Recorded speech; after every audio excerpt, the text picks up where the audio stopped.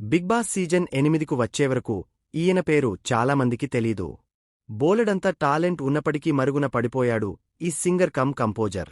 Bhole Shavali son of Yakubali అంటూ పాటబిడ్డగా Bigg Boss 7లోకి వైల్డ్ కార్డు ఎంట్రీ ఇచ్చిన భోలే అనతికాలంలో తన మార్క్ వేశాడు. టాస్కుల్లో పెద్దగా సత్తా చూపలేకపోయినా తన టాలెంట్ను ప్రదర్శించడంలో మాత్రం సక్సెస్ అయ్యాడు. మాటలు, ఆ పాటలు, పద ప్రయోగాలతో తనకంటూ ఫ్యాన్స్ను సెట్ చేసుకున్నాడు. సందర్భానికి తగ్గట్లు ట్యూన్ కట్టి అప్పటికప్పుడే పాటలు పాడటం, తన మార్క్ పంచ్లతో రంజింపజేశాడు.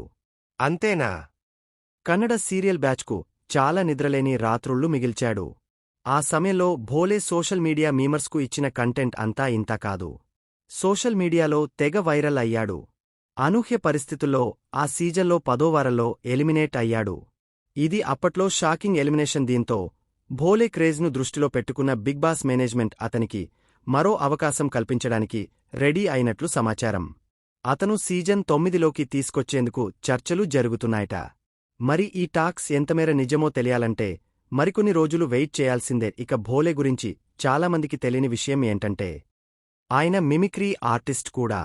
కిక్ 2లో మమ్మీ కడుపులోన నాకు కంఫర్ట్ లేదని పాట పాడింది ఈయనే.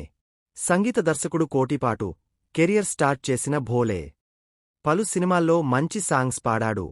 సినిమాల్లో ఎంకరేజ్మెంట్ అంతగా లేకపోవడంతో ప్రైవేట్ ఆల్బమ్స్తో సెన్సేషన్ క్రియేట్ చేశాడు. అతను డిజైన్ చేసిన పూలమ్మినా పాట సెన్సేషన్ క్రియేట్ చేసింది. బిగ్ బాస్కి వెళ్లి వచ్చిన తర్వాత కూడా పలు ప్రైవేట్ సాంగ్స్ చేశాడు భోలే.